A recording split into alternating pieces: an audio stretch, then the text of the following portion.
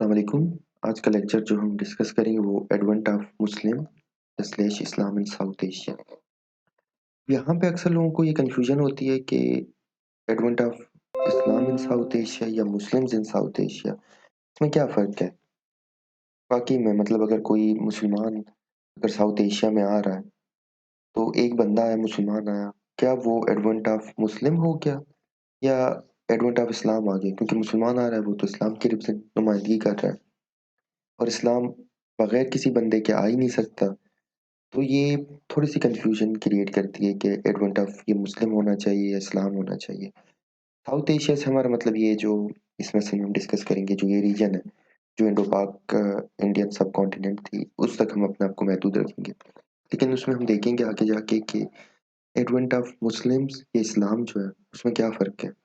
तो किस तरह डिस्कस करना चाहिए, इसको हम देखते हैं पहले क्या हुआ था, किस तरह क्या चीज़ थी, देखते हैं। तो सबसे पहले हम देखते हैं नबी करीम सल्लल्लाहु अलैहि वसल्लम के दौर में जब नबी करीम सल्लल्लाहु अलैहि वसल्लम इस्लाम का दावा करते हैं उनकी ज़िंदगी में। तो 624 में केरला जो है हिंदुस्तान में, वहाँ पे पहली मस्जिद बनाई जाती है। वहाँ पे एक बंदा होता है चीरामन पीरूमल उसका नाम होता है। चीरा एक डायनेस्टी होती है। हमें नज़र आता है कि नबी करीम सल्लल्लाहु अलैहि वसल्लम के दौर में ही इस्लाम जो है वो हिंदुस्तान में आ चुकी थी। क्योंकि 624 में पहली मस्जिद जो है वो केरला में बनाई जाती है। अब यहाँ पे जो रूलर था उसका नाम चीरामन पीरूमल था। उसके दौर में वो पहला बंदा जो सोर्सेज़ हमें बताती हैं कि वो पहला बंदा था जो गया और उसने इस्लाम कबूल किया। अब इसकी थोड़ी-सी हिस्ट्री यूँ है कि इसको समझने के थोड़ा-सा मैं आपको बैकग्राउंड समझाता हूँ। वो कहते हैं कि जब नबी करीम सल्लल्लाहु अलैहि वसल्लम के दौर में स्प्लिट ऑफ मून जो है, चाँद को जब 2 टुकड़े किया गया, तो ये वाक़या जो है हिंदुस्तान में भी देखा गया। चीरा डायनेस्टी थी जहाँ पे चीरामन थे, तो उन्होंने अपने जो पंडित वगैरह लोग थे उनको कहा कि ये क्या वाक़या है? तो इस टाइम तिजारत भी चल रही थी, अरब्स जो है वो हिंदुस्तान आ रहे थे, मसाला, चमड़ा उसकी ट्रेड चल रही थी। तो उनसे उन्होंने पूछा, उन्होंने बताया कि सऊदी अरेबिया में एक बंदा है जो नबूवत का दावा करता है। तो इसी तरह ये बात उन्होंने चीरमन को बताई। तो चीरमन ने जो है अपने बंदे भेजे कि आप जाएँ इस बात की तस्दीक करके आएँ। तो बंदे गए, पता किया उनको मालूम हुआ कि वाक़ई इस तरह एक बंदा है सऊदी अरब में जो कि नबूवत का दावा कर चुका है। तो उन्होंने चीरमन को बताया। तो उसके बाद चीरमन खुद गए और इस चीज़ पे इस्लाम कबूल कर ली और 624 में फिर पहली मस्जिद जो है वो कराला में बनाई। इसमें होता क्या है? हिंदू मज़हब में ये था कि उस दौर में ये समझा जाता था कि जो हिंदू जो है वो अगर समंदर क्रॉस करे, तो उसका रिलीजन ख़त्म हो जाता है। चीरा ने क्या किया था, चीरा डायनेस्टी जो थी उसके में चीरमन ने जो है जिन पंडित्स को भेजा, समंदर क्रॉस करके वो कश्तियों में गए सऊदी अरब तक। अब जाने से क्या हुआ, जब वो समंदर क्रॉस करके चले गए तो हिंदू मज़हब के हिसाब से उनका जो रिलीजन है वो ख़त्म हो गया, भस्म हो गया। अब हिंदू नहीं रहे, दूसरी तरफ उन्होंने देखा कि अरबिया में जो है एक बंदा है जो नबूवत का दावा कर रहा है। वो मुतमईन हो गए कि सच्चा है।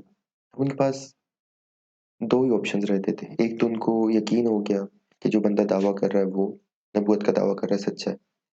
दूसरी तरफ समंदर क्रॉस करने से उनकी जो रिलीजन थी वो हिंदुइज़्म खत्म हो चुकी थी। उनके पास कोई ऑप्शन नहीं था। तो उन्होंने यही समझा कि जब हमें यकीन भी हो गया इस बात का और अब हिंदू भी नहीं रहे तो बेहतर ही है मुसलमान बन जाएँ।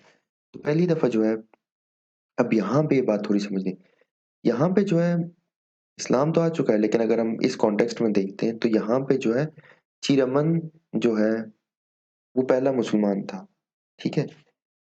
ब्रॉडर अगर एस्पेक्ट में हम जाते हैं तो इस्लाम अभी तक नहीं आया। वो बताऊँगा कि इस्लाम कब आता है, किस तरह आता है। तो समझिए जो मुस्लिम्स जो थे वो 624 में हिंदुस्तान में आ चुके थे। इसी तरह जैसे अरब्स ट्रेडर्स आ रहे थे उसमें कुछ मुसलमान भी थे, लेकिन इस्लाम नहीं आई थी अभी तक, मुसलमान आए हुए थे। ये आगे जाके इस टर्म को क्लियर करता हूँ कि मुसलमान और इस्लाम आने से क्या मकसद है। फिर इसी तरह आगे जाते हैं हज़रत उमर रज़ी अल्लाह तआला अन्हु के दौर में जो इस्लाम के दूसरे खलीफा थे। तो 649 में उनने जो है बहरैन के जो गवर्नर थे उस्मान इब्न अबू अल-आस जो है, उनसे कहा कि आप मकरान में फ़ौज भेजें और वहाँ पे हमला करें और इस्लाम जो है उसको फैलाएँ। तो जो फ़ौज जब जाने की तैयारी करती है तो मकरान पहुँचती है। तो वो कहते हैं कि इसके बारे में जो हज़रत उमर रज़ी अल्लाह तआला अन्हु को रिपोर्ट लिख के भेजते हैं, वो कहते हैं कि ये इलाका इतना खुश्क है और इतना बड़ा है, यहाँ पे कुछ भी नहीं, अगर आप ज़्यादा फ़ौज भेजेंगे तो वो भूख और प्यास से मर जाएगी। अगर कम फ़ौज भेजेंगे तो वो लड़ नहीं सकेगी और वो शिकस्त खाएगी, तो बेहतर ये है कि इसको पोस्टपोन किया जाए। तो कंडीशंस को देखते हुए हज़रत उमर रज़ी अल्लाह तआला के दौर में मकरान में जो है वो इन्वेजन जो है वो रोक दी जाती है। तो फिर भी आप देखते हैं मुसलमान आ रहे हैं लेकिन इस्लाम अभी तक नहीं आया यहाँ पे। अब अगर आप इंटरनेट पे या कहीं पे सर्च करते हैं, बुक्स में आपको नज़र आता है कि जो इस्लाम है वो 712 मोहम्मद बिन कासिम से आ रही है। इंडियन में कहते हैं बाबुल इस्लाम जो सिंध थी, क्योंकि मोहम्मद बिन कासिम 712 में आए थे तो इस्लाम यहाँ से आया। अब बात ये है कि पीछे जब मुसलमान आ रहे हैं, लोग आ रहे हैं तो इस्लाम वहाँ से क्यों नहीं आ रहा? 712 से क्यों आ रहा है? तो यहाँ पे मैं थोड़ा-सा आपको क्लियर कर देता हूँ। इसमें ये है कि मोहम्मद बिन कासिम जब आते हैं, वो मिलिट्री एक जनरल होते हैं। जब वो हमला करके टेक ओवर करते हैं, वो क्या करते हैं, जो स्टेट लेवल है, सरकारी सतह पे इस्लाम को ले आते हैं। उससे पहले क्या था, लोग लोकल मकाम पे, लोकल लेवल पे थे, उसका इन्फ्लुएंस नहीं था। ये क्या थे, मोहम्मद बिन कासिम जब आए वो एक रियासत के तौर पे आए। तो जब रियासत आती है वो निफाज़ जो करती है मज़हब का, तो फिर इस्लाम यहाँ से आती है, उसको इम्प्लीमेंट करवाती है। हालाँकि बात एक है, लेकिन हिस्टोरियंस जो है उसको इसी हिसाब से देखते हैं कि बंदे का आना लोकल लेवल पे, वो मुसलमान का आना है, और किसी फ़ौज का आना, उसके ऊपर अपनी रियासत और हुकूमत कायम करना, और हुकूमत के बाद इस्लाम को प्रमोट करना एज़ अ रिलीजन, तो फिर इस्लाम जो है 712 से हिंदुस्तान में आ गई। तो मोहम्मद बिन कासिम की अगर आप डिटेल पढ़ते हैं तो वो देपुल के मकाम पे राजा दायर के साथ उनकी जंग होती है, वो कब्ज़ा करते हैं। उस पे हम इतनी डिटेल में भी नहीं जाएँगे, क्योंकि हमारा जो मेन टॉपिक है वो advent of Islam in south Asia है, तो उसको हम डिस्कस करें। तो मोहम्मद बिन कासिम से जो है इस्लाम स्टेट लेवल पे हिंदुस्तान में आ जाती है और ये कंटिन्यू रहती है मुग़ल तक। उस वक़्त तक जब तक ब्रिटिश जो है पावर उनसे ले लेते हैं। तो ये पूरा एक लंबा अरसा चलती है, 712 से लेकर 1858 तक। आप समझिए मुसलमानों की हुकूमत जो है हिंदुस्तान में रहती है। अब इसमें जो चीज़ इम्पोर्टेंट है, जो हमने देखनी है, वो क्या है?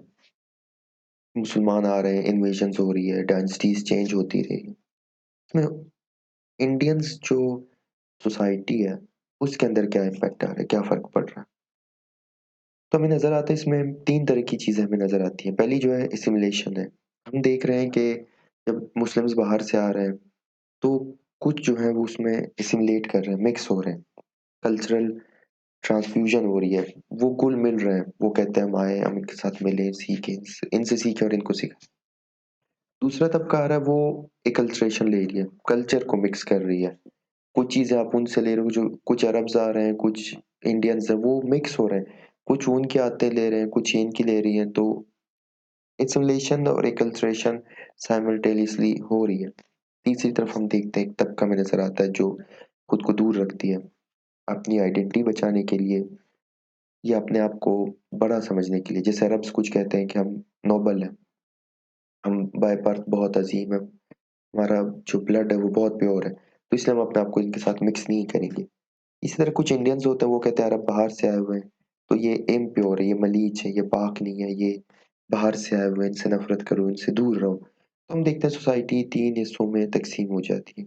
कुछ अपने आप को बिल्कुल आइसोलेट करके अलग करते हैं, कुछ उनके साथ मिल जाते हैं, शादियाँ भी करते हैं, कन्वर्जन्स भी होती हैं, और कुछ जो है वैसे ही मिलना-जुलना उनके साथ करते हैं, लेकिन अपने कल्चर को बचाते हुए, लेकिन फिर भी उनके साथ मेल-मिलाव रखते हैं।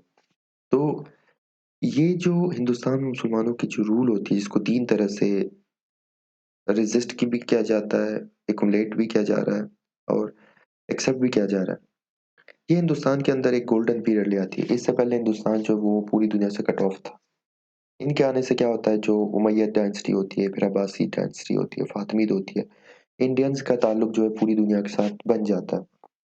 जो कॉन्सेप्ट था कि समंदर पार नहीं करना, ये समंदर पार करना भी शुरू कर देते हैं। ये मुसलमानों से सीखते हैं, नए रिलीजन पे सीखते हैं, साइंस इनसे सीखते हैं, क्योंकि इस्लाम के इस टाइम गोल्डन पीरियड होता है। आप देखते हैं बैतुल हिकमा है, वहाँ पे बगदाद में आपकी बन रही है, और अच्छे जो हॉस्पिटल्स हैं, अल अज़हर, कायरो यूनिवर्सिटी, सारी जो नॉलेज इस टाइम मुसलमानों के पास है, तो वो नॉलेज सारी हिंदुस्तान में आ जाती है। आप देखते हैं आपको ताजमहल नज़र आती है, आप देखते हैं जो ज़ीरो वर्ल्ड है वो इन्वेंट हो रहा है, साबुन आ रहा है, बहुत सारी चीज़ें इन्वेंशन जो है वो हो रही है। तो मुसलमानों के आने से इंडिया जो था, वो एकदम ग्लोरीफाई हो जाता है। उसके लिए जो नए आइडियाज़ हैं, नए जो एवेन्यूज़ हैं वो खुल जाते हैं। तो मुसलमान का आना हिंदुस्तान में उनके लिए बहुत सारे जो दरवाज़े हैं अपॉर्चुनिटीज़ के वो खोल के रख देती। और ये पीरियड उस वक़्त तक चलता है जब तक ब्रिटिश उनसे पावर ना ले ले।